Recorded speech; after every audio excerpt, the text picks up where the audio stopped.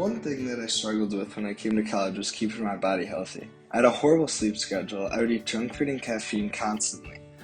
I never realized how this could impact my schoolwork and the energy I had during the day. When I started paying attention to my sleep schedule and the food I ate, I could tell a huge difference on how I felt during the day and how I would do in school. Getting exercise during the day is very important for your mind.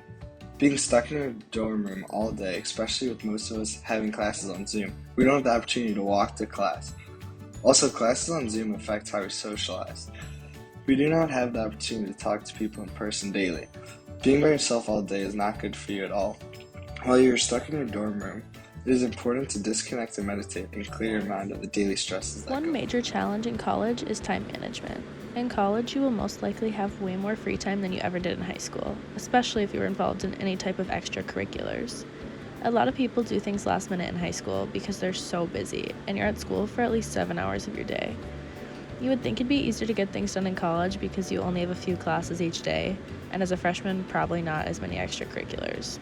But some people really let time get away from them when they have a lot of it.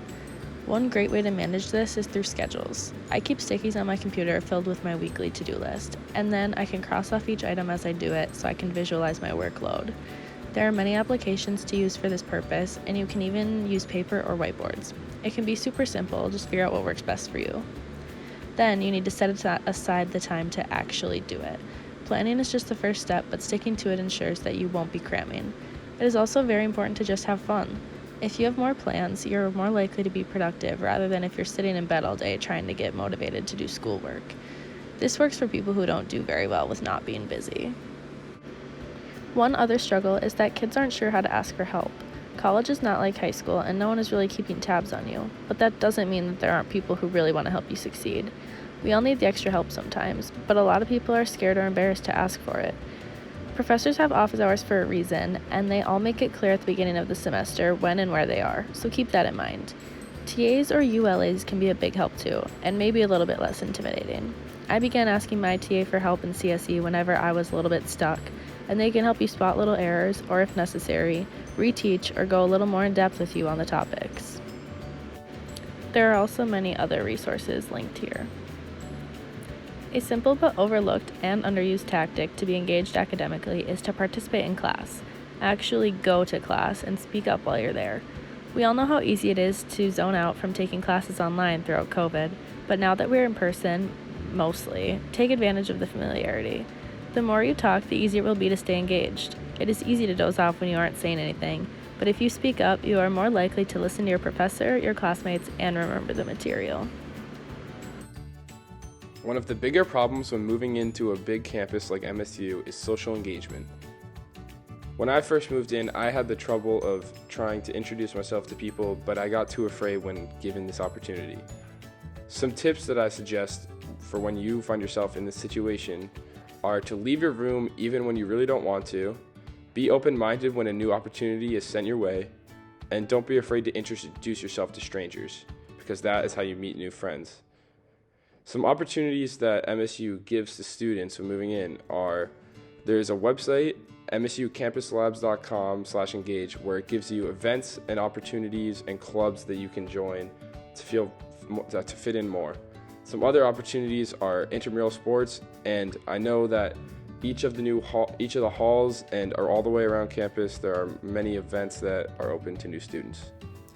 Now I'm going to talk about what it's like to live and learn in such a large, diverse community. As a freshman, I used to study in a high school. By contrast, MSU is much larger than my high school. Everything in life are included in our community. For example, there are a lot of dining halls located in campus. No matter where you live, there will always be a dining hall around your dormitory. It will not take a long time from your dorm to the dining hall. For the students who have a hobby of sport, they can find the gym in the school easily. Also, school will hold the football competition in our own stadium. When we need to buy something for our daily life, It is easy to find a store in a school. The merchandise in the stores can also meet the needs of students' daily life. If you want to buy something more, you can take the bus to the supermarket. We have a big bus system in the school, and we can take the bus for free in the school. For the study, it is much different from the high school. In high school, if you did not finish your assignment on time, your teacher might well supervise you, even giving you a second chance. In the university, no one will remind you to do the assignment. We have to remember all the things. If you don't, you will lose the credit. As a Chinese, it might because the system in the school of China and America is different. I was not familiar with it.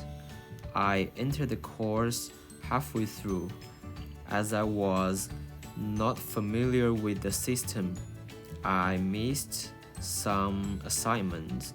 To avoid losing more credit, I started highly centralized on the schedule and assignments to the extra credit.